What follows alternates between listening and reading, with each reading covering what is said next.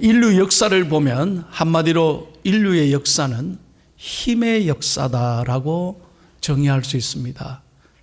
그러니까 세계의 역사는 힘이 지배하는 시대였습니다.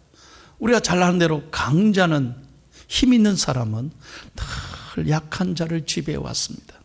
힘없는 사람들은 다 빼앗기고 서럽게 살아온 것이 인류의 역사죠. 그래서 개인이든 단체든 나라든 힘이 있어야 돼요. 힘이 있어야 돼요.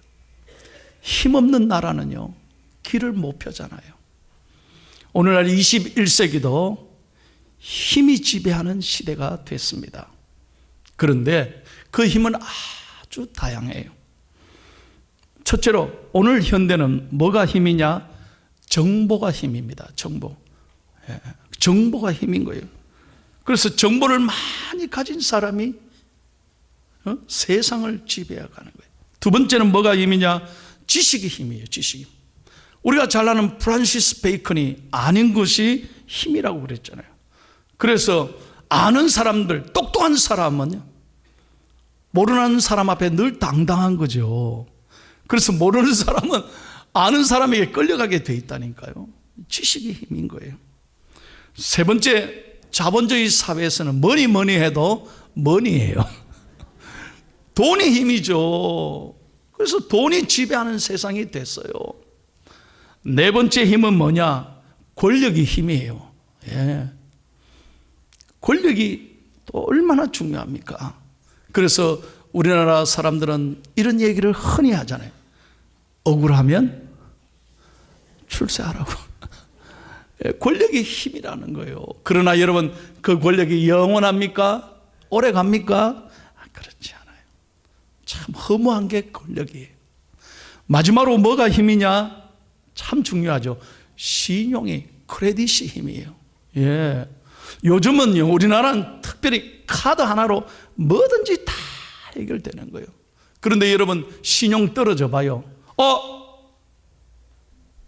긁었는데 이거 안 됩니다. 직업 정지입니다 하면 꼼짝 못하는 거예요. 신용의 힘입니다. 다시 한번 말씀드립니다. 오늘 이 시대는 이런 힘으로 세상을 좌지우지하고 있습니다. 사랑하는 여러분, 여러분의 힘은 무엇입니까? 오늘 우리 예수 믿는 사람의 힘은 무엇이 되어야 하겠습니까? 오늘 느헤미야서는 그 해답을 우리에게 가르쳐주고 있습니다. 오늘 본문의 배경은 이것입니다. BC 722년에 북이스라엘이 완전히 아수르에게 멸망당합니다. 그리고 BC 586년에 남유다가 바벨론에 완전히 멸망당합니다. 그리고 난 다음에 역사에 보면 이스라엘 사람들은 전부 다 바벨론으로 쫓겨가서 70년을 포로 생활합니다. 그때 한 할아버지가 이스라엘 사람으로 이렇게 바벨론에 쫓겨와서 노예로 살다가 아들을 낳고 손자를 길렀습니다. 그 손자 중에 하나가 느헤미야입니다. 그러니까 이스라엘 사람인데 이방 땅에서 자라게 된 것입니다. 그리고 바벨론은 페르시아에 완전히 망하게 됩니다. 그래서 페르시아의 고레스 왕이 칙령을 내려서 이스라엘 사람들을 70년 만에 다 해방시켜 줍니다. 이 성경에 있는 얘기입니다. 뭐 전설 따라 삼천리 듣는 게 아니에요. 성경에 다 있는 얘기예요. 그래서 70년 만에 이스라엘 사람들은 해방되어서 자기 나라로 돌아오게 됩니다. 그런데 그 땅에서, 페르시아에서 태어나서 자란 이스라엘 사람 느헤미야는 성공을 이룹니다. 어떤 잡을 가지느냐? 그 페르시아 궁전에 임금님의 술 맡은 관원장이 됩니다. 이게 대단한 잡입니다. 여러분, 임금님 드시는 걸 아무나 맡길 수 있어요? 오늘날 말하면 청와대 비서실장 같은 큰 권력의 자리입니다. 대단히 높은 자리예요. 아니, 이스라엘 사람으로 이만큼 출세한 사람이 어디 있습니까? 그런데 느헤미야는 어느 날 소식을 듣습니다. 자신의 조국 이스라엘이 성전이 다 다 무너지고 성벽이 허물어져서 이스라엘 사람들이 슬퍼하고 있다는 소식을 듣습니다. 조국의 비참한 소식을 듣고 느헤미야는 자기의 입신양명을 위해 살지 않았습니다. 모든 건 내려두고 그는 조국으로 달려갑니다. 그리고 이스라엘 백성들에게 외칩니다. 여러분, 우리 다시 한번 성전을 새롭게 지읍시다. 무너진 성벽을 회복합시다. 이거 쉬운 일이 아니었어요. 그런데 놀랍게도 성경에 보면 52일 만에 성벽을 수리합니다. 무너진 성벽을 재건하는 거예요. 그게 느헤미야서 전체의 내용입니다. 자, 그러면서 오늘 이 일을 감당케 한 이런 놀라운 일을 이룬 배경이 뭐냐? 힘이 어디서 나오느냐? 느헤미야가 잘해서가 아닙니다. 느헤미야가 똑똑해서가 아닙니다. 느헤미야가 기술이 있어서가 아니라는 거예요. 오늘 10절 말씀 다 같이 읽겠습니다. 영상을 보고 시작. 아멘. 여러분, 오늘 설교 다 잊어도 좋습니다. 그런데 이 말씀 한 말씀만큼은 외우고 가슴에 새기고 돌아가십시오. 따라하겠습니다. 여호와를 하나님을 기뻐하는 것이 나의 힘입니다. 믿으시면 아멘. 오늘 우리의 힘이 어디에서 나오느냐? 사람에게 아닙니다. 권력이 아닙니다. 돈이 아닙니다. 지식이 아닙니다. 크레딧이 아닙니다. 하나님에게서 우리의 능력이, 힘이 나오는 줄로 믿습니다. 이 믿음으로 살아야 된다 이 말이에요. 왜 하나님을 기뻐하는 것이 힘일까요? 어떻게 해야 하나님을 기뻐할 수 있을까요? 오늘 간단하게 여러분에게 세 가지 말씀드립니다. 첫 번째 다 같이 읽겠습니다. 시작.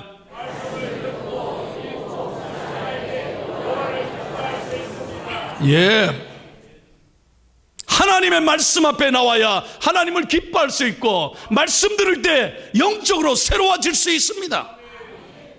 우리의 부흥의 비결은 다른 데 있는 것이 아닙니다. 하나님 말씀 앞에 나아가야 하는 것입니다. 여러분, 오늘 본문 보세요. 1절에 보니 온 이스라엘 백성들이 수문학 광장에 모였습니다. 남녀노소 어린아이 상관없이. 그리고 3절에 보니 성경 읽으셨어요? 새벽부터 정오까지. 새벽부터 정오까지 몇 시간? 정확하게 6시간이에요. 여러분, 6시간 하나님 말씀 들었습니다. 오늘 내가 만약에 이 시간에 6시간 설교한다면 여러분 앉아 계시겠어요? 목사님 미쳤나? 오늘 왜 저러시노? 30분만 지나도 여러분들은 시계 보기 시작할 거예요. 왜 저렇게 오래 하시노? 여러분, 이 좋은 에어컨 예배 시설에서 이렇게 편안하게 예배 드려도 여러분 1시간 힘들어 하시는 분이 많잖아요. 물론 몸이 아프신 분 빼고요. 그런데 오늘 말씀 보세요. 새벽부터 정오까지. 이게 영적인 부흥이라니까. 하나님 말씀을 사모했어요.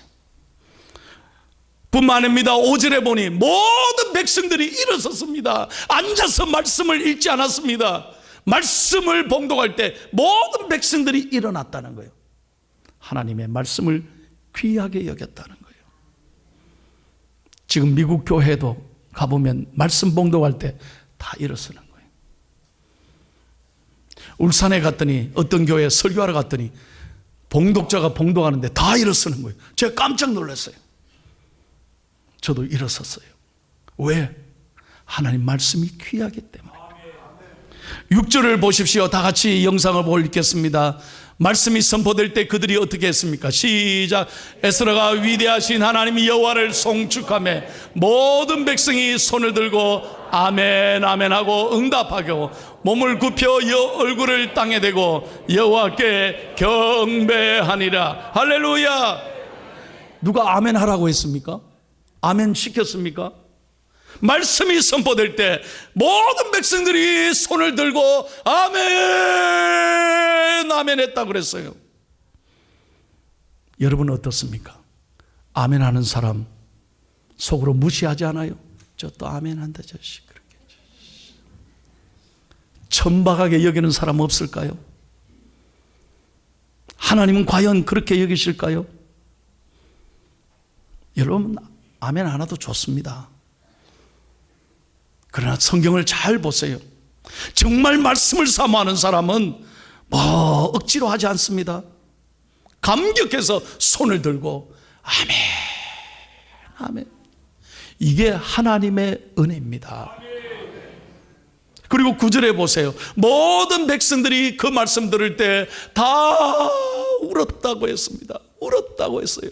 오늘의 우리의 위기는 설교를 아무리 들어도 울지 않습니다. 가슴 치며 회개하지 않습니다. 이게 영적인 위기예요. 제가 얼마 전에 뉴스에서 보니까 탈북자가 나와서 이런 이야기를 합니다. 눈물을 흘리면서 저의 소원은 저 북에 있는 우리 형제 자매들이 마음껏 창세기부터 요한계시록까지 마음껏 읽을 수 있다면 더 이상 바랄 것이 없겠습니다. 우리 민족, 저 불쌍한 북한의 동포는 성경 읽다가 들키면 지금 처형당합니다. 그 자리에서 신고하면 감옥에 다 끌려갑니다. 아니, 한 사람뿐만 아니라 그 집안 전체가 어려움을 겪습니다. 생명을 걸고 성경 읽어야 됩니다. 그래서 밤중에 아무도 몰래 이불 덮어쓰고 성경 울면서 읽고 있다는 거예요. 신앙을 지키고 있다는 거예요. 오늘 우리는 어떻습니까? 우리는 하나님의 말씀을 얼마나 귀하게 여깁니까? 오늘 여러분, 우리가 정말 하나님 말씀을 가까이 하고 그 말씀을 소중히 여길 때 하나님께서 우리에게 힘을 주실 줄로 믿습니다. 하나님 말씀을 존중히 여기십시오. 어려울 때마다 하나님 말씀을 가까이 하십시오. 말씀이 우리의 해답이고 모든 문제를 푸는 비결은 어디에 있느냐? 하나님의 말씀 앞에 있다. 시편 119편 165절을 다 같이 읽겠습니다. 시작. 주의 법을 사랑하는 자에게는 큰 평안이 있으니 저들에게는 장애물이 없으리이다. 믿으시면 아멘. 여러분, 다른 데에 문제가 풀리지 않아요. 여러분에게 늘 권면합니다. 오직 문제를 푸는 비결은 하나님 말씀 앞에 있습니다. 저는 기도합니다. 우리 교회가 이제 다시 한번 리바이벌 부흥을 일으키려면 어떻게 해야 되느냐? 다른 것에 있지 않습니다. 모든 사람들이 하나님의 말씀 앞에 나와 사람의 소리가 아니라 하나님의 음성에 귀를 기울일 때 우리 교회는 영적으로 부흥될 줄로 믿습니다. 말씀이 살아있어야 하는 거예요. 두 번째로 다 같이 읽습니다. 어떻게 하나님을 기뻐할 수 있습니까? 시작. 예. 이스라엘 백성들은 하나님 말씀 듣고 울면서 기도했습니다. 기도할 때 하나님이 새 힘을 주시는 거예요. 여러분, 여호와를 기뻐한다는 것은 하나님 말씀 붙잡고 끝까지 기도한다는 것입니다. 기도할 때 하나님이 도우십니다. 기도할 때 여러분의 문제를 풀어주십니다.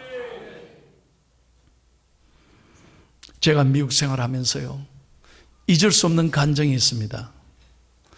어떤 미국 교회가요, 교회를 새로 짓기 위하여 대지를 구입했는데 어느 땅을 샀느냐?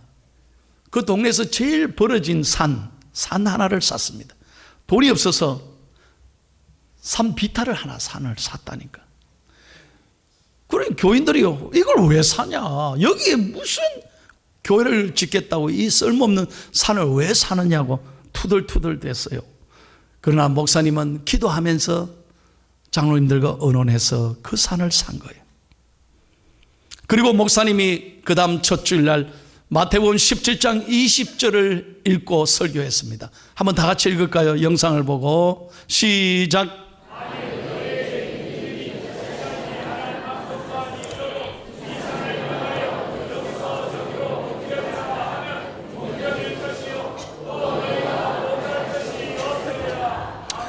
목사님은 이 말씀 붙잡고 여러분 기도합시다. 우리가 지금은 이 쓸모없는 산을 샀을지라도 하나님은 이 산을 저 산으로 믿음만 있으면 옮겨 주실 것입니다. 우리는 아멘 했지만 그 교인들은 아멘 안 했어요. 목사님 뭔 소리 합니까? 무슨 산을 옮겨요? 다들 투덜대기 시작했습니다.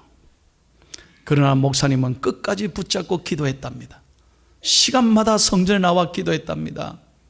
그러기를 12월 어느 날 몇 달째 아무 소식이 없어요. 그 산이 옮겨지기는 뭘 옮겨져. 그래서 사람들이 다 성도들이 그냥 불평이 시작되고 그냥 얼굴들이 그냥 늘 그냥 원망투성이었대요. 그런데 어느 날 이상한 전화가 한 통 왔어요. 그 도시의 전화국 국장이 목사님께 전화했어요. 목사님이십니까? 예. 목사님, 소문 들으니까 알아보니까 목사님 우리 동네에 그 산을 교회가 샀다면서요? 예. 왜요? 목사님, 우리가 전화국을 지금 새로 지어야 되는데요, 전화국을 지으려고 우리가 짓고 있는데 문제는 뭐냐? 흙이 없어요. 뭔 말인지 빨리 이해가 안 되네. 너무 지금 계속해서 흙을 쏟아부어야 되는데 흙이 없다는 거예요. 아무리 돌아다녀봐도 유일하게 흙이 많은 건 목사님 교회가 사신 그 산인데, please 그거 우리에게 좀 팔면 안 되겠습니까? 우리가 다 옮길 테니까, 목사님 돈은 교회로 드릴 테니까 좀 허락만 해주세요. 물론입니다.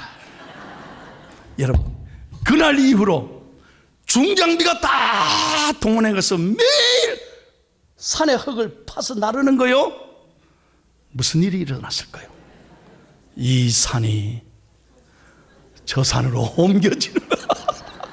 산이었는데 몇십 일 뒤에 산이 완전히 평지가 되고 저쪽에 전화국이 건설되기 시작하는데 돈은 교회 재정으로 들어오기 시작하는 거예요. 여러분, 하나님의 역사는 놀라운 것입니다. 한번 더 기도하면 하나님이 도우십니다. 믿으시면 아멘 하세요. 정말이에요. 제가 가슴 깊이 제가 확신한 거예요. 안 된다 하지 마세요. 절대로 하나님 말씀을 내 머리로 판단하지 마세요. 믿고 순종하고 기도할 때 하나님은 하실 수 있습니다. 마지막 세 번째입니다. 우리가 어떻게 해야 하나님을 기뻐하실까요? 어떻게 해야 하나님이 우리에게 힘을 주실까요? 시작. 예. 좋을 때만이 아닙니다. 제가 늘 부탁하잖아요. 기분 좋을 때, 잘 될 때, 편안할 때만 아닙니다. 성경 어디에도 보십시오. 하나님 우리에게 분명히 말씀합니다. 언제나 찬송해라. 상황에 상관없이 감사해라. 범사에 감사해라. 그래야만 하나님이 우리의 길을 이끌어 가시는 거예요.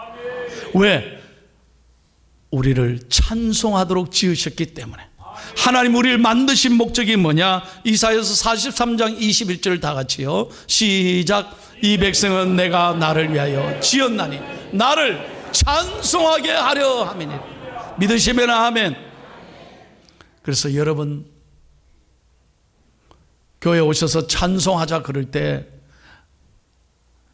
마음이 다치는 분도 있을 거예요. 도저히 내가 삶이 어려워서 내가 기쁘게 찬송할 수 없을 만큼 어려운 분들도 계실 거예요.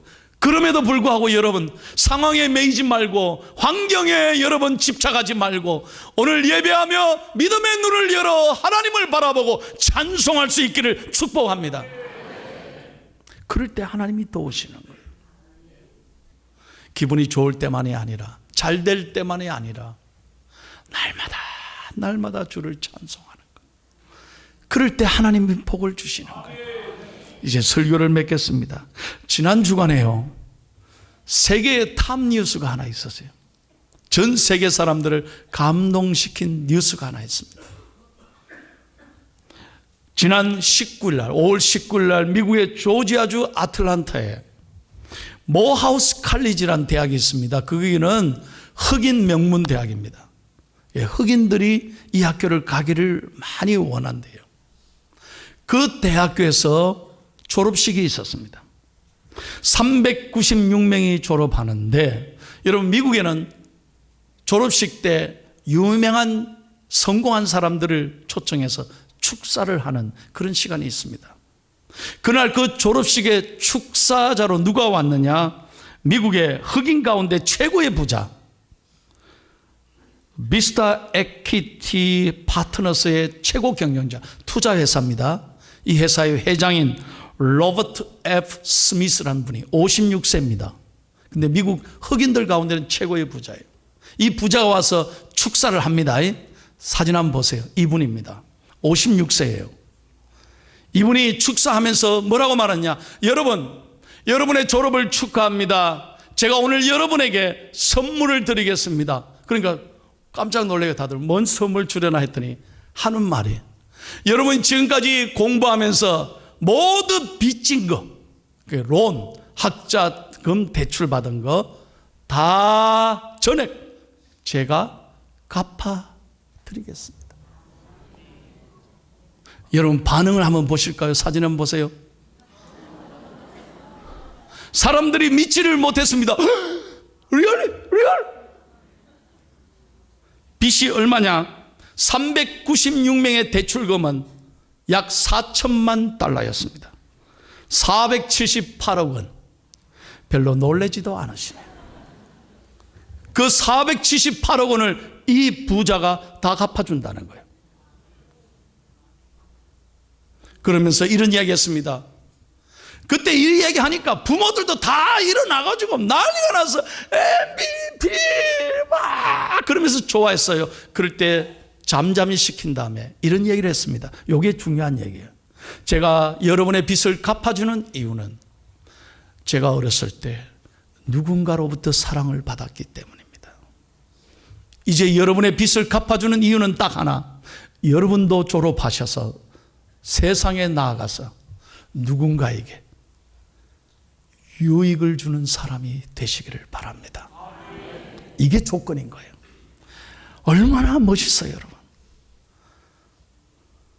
여러분들이 나아가서 여러분을 위해 살지 말고 여러분보다 더 어려운 사람들을 보면 유익이 되고 힘이 되고